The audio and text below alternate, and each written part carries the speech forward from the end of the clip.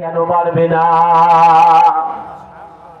এই বিরাকৃতি দিয়েই আমাদের প্রকৃতটা বুঝতে হবে, ঠিক কি ঠিক না?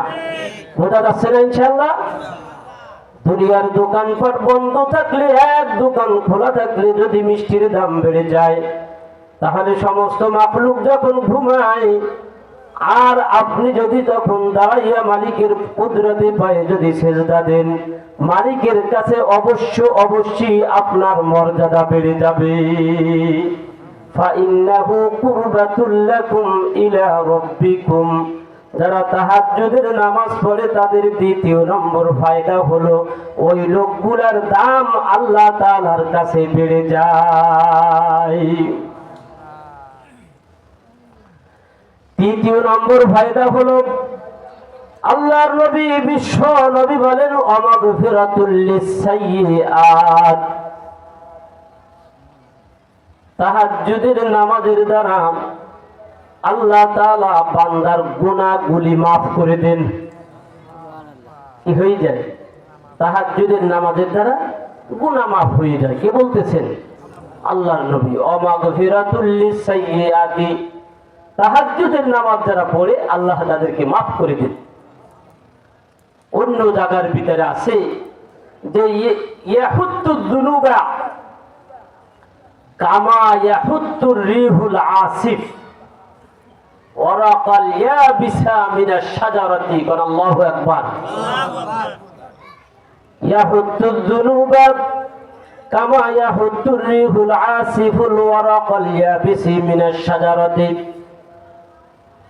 প্রচন্ড বাতাস, প্রবল বাতাস যেভাবে শুকনো গাছের পাতাগুলোকে ঝরিয়ে ফেলে, তাহাজ্জুদের নামাজের দ্বারা বান্দা বান্দির গুনাহ তার আমলনামা থেকে অনুরূপভাবে ঝরে যায়। সুবহানাল্লাহ বলবেন না? কেবল তো শুরু, 11টা পর্যন্ত তো চলবে মাহফিল।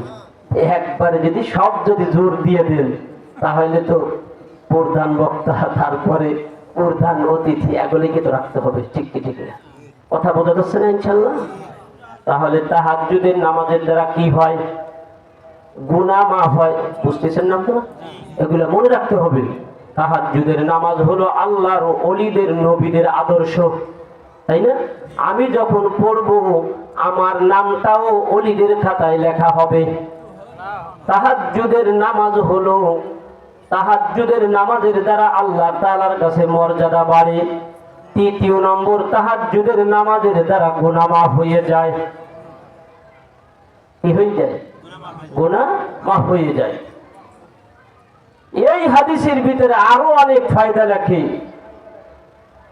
ওয়ানাব্বারাল কলবা, তাহাজ্জুদ গুজারি ব্যক্তির অন্তরটাকে আল্লাহ দ্বারা নূরে নূরান্বিত করে দেন।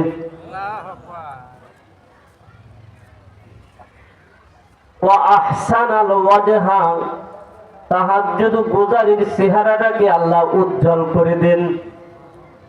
কি করে দেন? উজ্জ্বল করে দেন।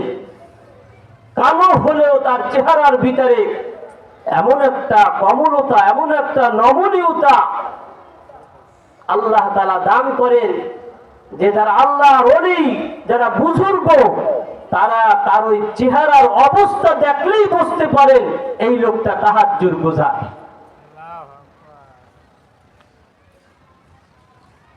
সালাউদ্দিন আইয়ুবী রহমাতুল্লাহি আলাইহি বাইতুল মাকদাস যেদিন বিজয় করবেন, উনি এত বড় বুজুর্গ ছিলেন যে এই জায়নামাজে, রাত্রিবেলা জায়নামাজেই আল্লাহ তাআলার থেকে যে কোনো ফয়সালা করে আনতেন। সুবহানাল্লাহ বলবেন না? এই ছিল আমাদের আকাবেরদের হালাত। সারা রাত মালিকের কাছে কাঁদছে, মালিক কতদিন আর এরকম ভাবে যুদ্ধ চলবে? আগামীকাল যেন বাইতুল মাকদাস মুসলমানের হাতে চলে আসে, বিজয় লাভ করতে পারি। সালাউদ্দিন আইয়ুবী সাহেবের দোয়া কবুল হয়ে গেছে। সকালবেলা ফজরের নামাজের পরে সালাউদ্দিন আইয়ুবী রহমাতুল্লাহি আলাইহি মসজিদের থেকে বের হয়ে যাচ্ছে। পথিমধ্যে একজন বুজুর্গের সাথে দেখা। বুজুর্গের সাথে সাক্ষাতের পরে তার চিরাচরিত নিয়ম অনুযায়ী দোয়ার প্রার্থনা করলেন। আল্লাহর বুজুর্গ, আল্লাহর ওলিও সেই রকম ডাক দিয়ে কয়, সালাউদ্দিন আইয়ুবী, আমার কাছে দোয়া চাওয়ার কোনো প্রয়োজন নাই। তুমি তো কত রাতে মালিকের থেকে জায়নামাজে বসেই আজকে বাইতুল মাকদাস বিজয়কে তুমি তার থেকে চেয়ে নিয়ে আসছো। এই ছিল আমাদের আকাবেরদের হালাত। তাহাজ্জুদের নামাজের দ্বারা তৃতীয় নম্বর ফায়দা হলো ওয়ামাগফিরাতুল লিসাইয়্যাদ। আল্লাহ পাক রব্বুল আলামিন গুনাহগুলিকে মাফ করে দেন। আর চতুর্থ নম্বর ফায়দা হলো তাহাজ্জুদের নামাজের ওয়ামানহাতুন আনিল ইসমি। আল্লাহ তাআলা তাকে সর্বপ্রকার গুনাহ ও অন্ধকারের থেকে দূরে রাখেন। আল্লাহ তাআলা তাকে গুনার কাছে যেতে দেন না। কি দেন না? গুনার কাছে তাকে যেতে দেন না। আল্লাহ তাআলা তাকে গুনার থেকে বিরত রাখেন। তাহলে যেই লোকটা গুনার থেকে বিরত থাকবে, আল্লাহ তাআলা যেই গুনাহ আদমের সন্তান হিসাবে হয়ে গেছে সেইটা মাফ করে দিবেন। তাহলে এই লোকটা কোথায় যাবে বলেন? তাহলে এবার মিলছে কি মিলে নাই? যে দুনিয়া এবং আখিরাতের চূড়ান্ত পর্যায়ের সফলতা হলো তাহাজ্জুদের নামাজের ভিতরে। এই জন্য ইশার নামাজের পরে ওয়াক্ত শুরু হয় যখন, আজকে থেকে একটু নিয়ত করা যাবে না যে ইশার নামাজের পরে, ইশার নামাজের সাথে যে 9 রাকাত আমরা পড়ি, এই 9 রাকাতের সাথে কমসে কম 2 রাকাতের তাহাজ্জুদের নিয়ত করে পড়ব। পারবেন না ইনশাআল্লাহ? আর এর থেকে ফায়দা আর আছে? এর থেকে ফায়দা আর নাই। তাহাজ্জুদের নামাজ পড়বেন না, আল্লাহ তাআলা দুনিয়ায়ও আপনার নামটা সমস্ত বান্দাদের মুখে মুখে আপনার প্রশংসা চলতে থাকবে। কি চলতে থাকবে? আপনার প্রশংসা চলতে থাকবে। আল্লাহ বলেন, ওয়ামিনাল লাইলি ফাতাহাজ্জাদ বিহি নাফিলাতাল লাক। হে নবী, আপনি তাহাজ্জুদের নামাজ আদায় করুন, এটা আপনার জন্য হলো নফল হবে, অতিরিক্ত বোনাস হবে। আসা আইয়াবাথাকা রাব্বুকা মাকামান মাহমুদা। আল্লাহর নবী বলেন, আল্লাহ তাহাজ্জুদের নামাজ পড়ব, 5 ওয়াক্তের পরে 1 ওয়াক্ত বেশি পড়ব, আমি কি পাবো? এতে আমার লাভ কি হবে? আল্লাহ বলেন, আসা আইয়াবাথাকা রাব্বুকা মাকামান মাহমুদা। হে নবী, আপনার মাকাম হবে, আপনার স্থান হবে প্রশংসিত।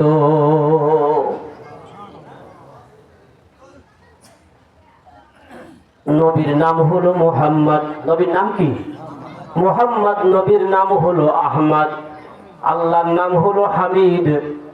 আর জান্নাতের নাম হলো বাইতুল হামদ। এগুলো বুঝতে একটু আপনাদের কষ্ট হবে, এগুলো বুঝতে আপনাদের কষ্ট হবে।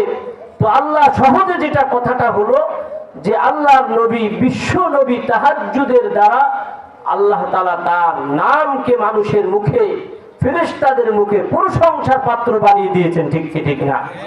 তো নবীজি যেই তাহাজ্জুদের নামাজ পড়ে প্রশংসার পাত্র হয়েছেন, এখন আল্লাহর যেই সকল বান্দা বান্দিরা তাহাজ্জুদের নামাজ আদায় করবে, আল্লাহ তাআলা সমস্ত মানুষের মুখে মুখে তাদের প্রশংসা চলবে। সমস্ত মানুষ এইটাই চায় যে মানুষ আমার ভালো বলুক। ঠিক কি ঠিক না? যতই আকাম কুকাম করি, কেউ আমাকে খারাপ বলুক, এটা কিন্তু কেউ চায় না। এই জন্য ভালো মানুষ বলুক এটা চাই, কিন্তু এটার জন্য আমল করতে হবে, তাহাজ্জুদের নামাজ পড়তে হবে। ঠিক কি ঠিক না? এ দোস্ত, আল্লাহ তাআলা মুমিনের একটা গুণ বৈশিষ্ট্য বর্ণনা করেন, আল্লাযীনা ইয়াবিতুনা লিরাব্বিহিম সুজদাও ওয়া কিয়ামা। মুমিনের একটা গুণ হলো, যখন সমস্ত মানুষ ঘুমাই যায়, তারা দাঁড়াইয়া দাঁড়াইয়া আল্লাহর কুদরতি পায়ে সিজদা দিয়া তারা আল্লাহ তাআলার প্রশংসা করতে থাকে, তার গুণত্ব বর্ণনা করতে থাকে, আর তারা দাঁড়াইয়া দাঁড়াইয়া নামাজের ভিতরে কোরআনের তেলাওয়াত করে আর ক্রন্দন করে। ঠিক কি ঠিক না? আল্লাহ তাআলা এই কথাটাই নবীকে বলেছেন, ইয়া আইয়ুহাল মুযাম্মিল কুমিল লাইলা ইল্লা কলিলা। আল্লাহ ডাক দিয়ে বললেন, হে চাদর মুড়ি দিনেওয়ালা, কান আল্লাহু আকবার। হে আল্লাহর নবীকে আল্লাহ কি বলে ডাক দিয়েছেন? হে চাদর, হে কম্বল মুড়ি দিনেওয়ালা। শীতের দিনে কম্বল মুড়ি দিয়ে শোন না, একেবারে মাথার নিচ দিয়ে আর পায়ের নিচ দিয়া বুঝ যায়, এরপরে ঘুমায়। এরকম আছে কি নাই মানুষ?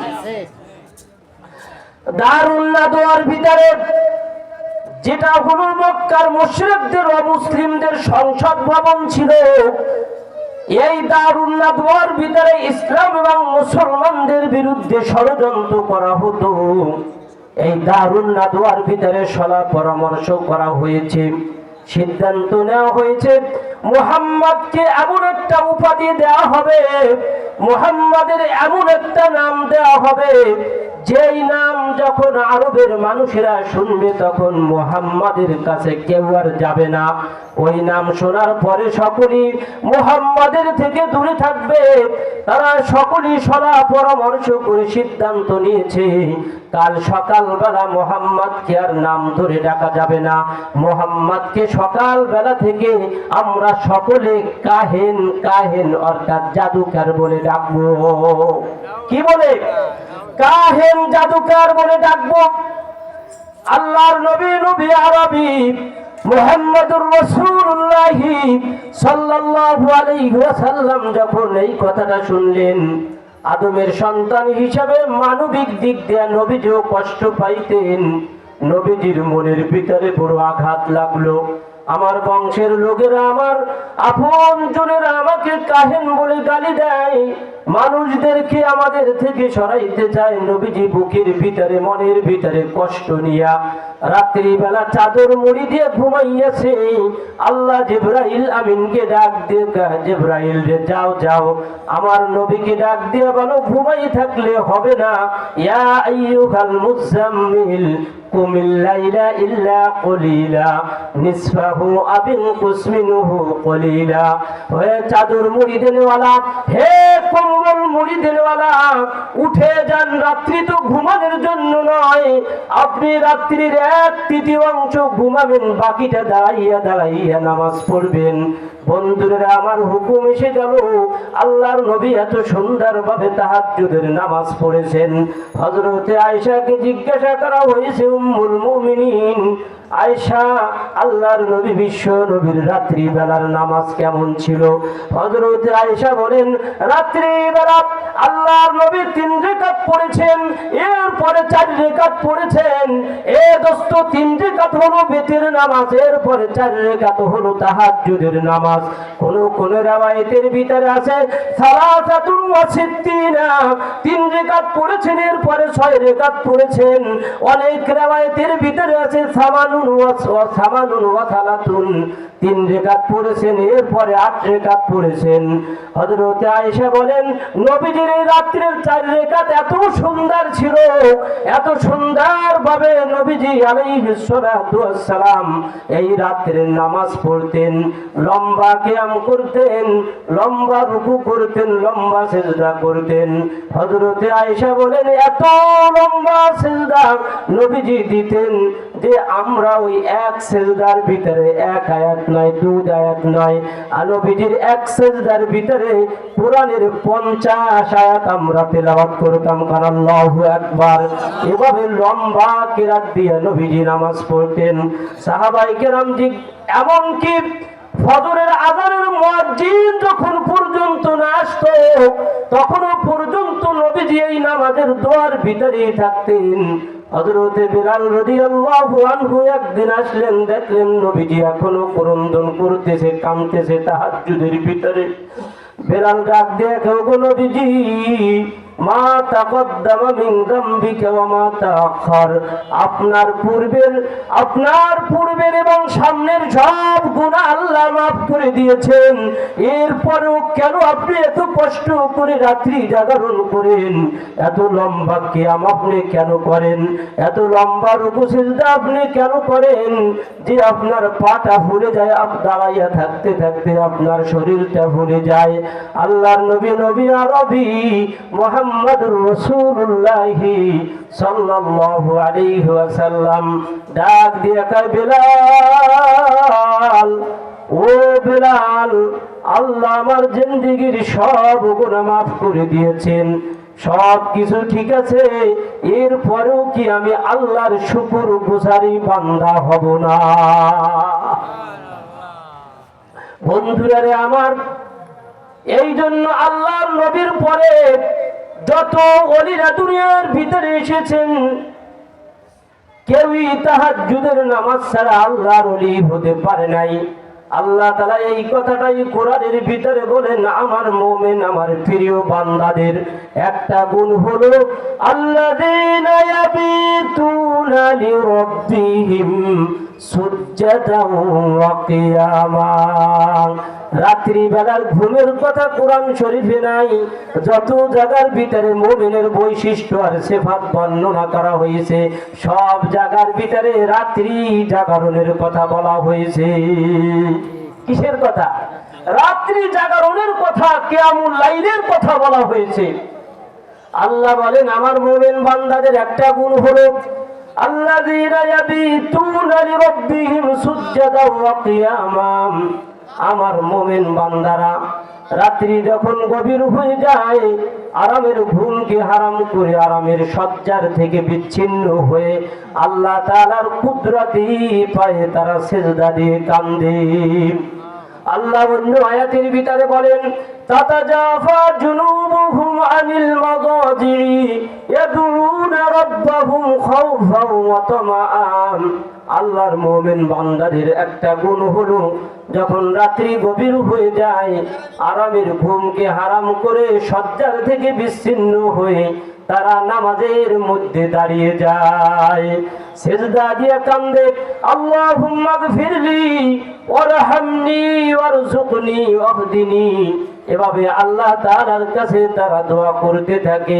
আল্লাহ বলেন, আম্মান হুয়া কানিতুন আনা আল-লাইলি সাজিদান ওয়া কাইমান ইয়াহযারুল আখিরাতা ওয়া ইয়ারজু রাহমাতা রাব্বি। যারা আল্লাহর পছন্দনীয় বান্দা বান্দি রাত্রির বিভিন্ন প্রহরে, বলেন রাত্রির কিসে? রাত্রির বিভিন্ন প্রহরে, কখনো রাত্রির প্রথম ভাগে, আবার কখনো রাত্রির শেষ ভাগে। তাহাজ্জুদের নামাজ শুধু শেষ ভাগই নয়, অমিন আনা আল-লাইল, আল্লাহ জমা শব্দ ব্যবহার করেছেন, যার অর্থ হলো রাত্রির বিভিন্ন প্রহর। কখনো প্রথম ভাগে জাগে, আবার কোথাও সফরের থেকে আসলো, রাত 12টা বাজে, যদি ঘুমাই যায় শেষ রজনীতে উঠতে পারবে না, এমন সময় বান্দা বান্দি চিন্তা করে এখনই 2 রাকাত পড়ে ঘুমাই যায়, এরকম আছে কি নাই? এই জন্য রাতের মাঝখানেও তারা পড়ে, রাতের শেষ ভাগেও পড়ে, আবার শুরুতেও পড়ে। আম্মান হুয়া কানিতুন আনা আল-লাইলি সাজিদা, সিজদা দেয়, সিজদা দিয়ে পড়ে সুবহানা রাব্বিয়াল আলা। আল্লাহ মহান এবং পবিত্র, ঠিক কি ঠিক না? এভাবে আল্লাহ তাআলার প্রশংসা করে। কেন করে? ইয়াহযারুল আখিরাতা, আখিরাতের ভয়ে, আখিরাতের ভয়ে। আল্লাহ তাআলার সামনে কিয়ামতের কঠিন মুসিবতের দিনে কিভাবে হিসাব দিব, কিভাবে হিসাব দিব, আল্লাহ তাআলার কাছে হিসাব দেওয়ার আগে তাহাজ্জুদের ভিতরে জীবনের হিসাবটাকে তারা করে নেয়। ওই আখিরাতের ভয় নিয়ে, মালিক তোমার সামনে দণ্ডায়মান হতে হবে। বেগুনা তুমি পাঠাইয়াছিলে, আমল নামার ভিতরে কোনো গুনাহ ছিল না, কিন্তু আমল নামার ভিতরে এখন এমন কোনো গুনাহ নাই যা জমা হয় নাই। তুমি যদি মাফ না করো, তোমার দরজা ছাড়া আমাদের আর কোনো দরজা নাই। দুনিয়ার সবাই ঘুমাইয়া পড়েছে মালিক, সমস্ত সৃষ্টিজীব ঘুমাই কিন্তু আমি ঘুমাই নাই। সকল দরজা বন্ধ হয়ে গেছে, তোমার দরজা এখনো খোলা। আয় আল্লাহ, তোমার দরজা ছাড়া আর কোনো দরজা নাই, তুমি ছাড়া আমাকে ক্ষমা করারও আর কেউ নাই। কাজী তুমি যদি আমাকে ক্ষমা না করো তাহলে কার কাছে আমরা যাব? এভাবে কাকুতি মিনতি করে আখিরাতের ভয় অন্তরের ভিতর নিয়া মালিকের কাছে ক্ষমা চাইতে থাকি।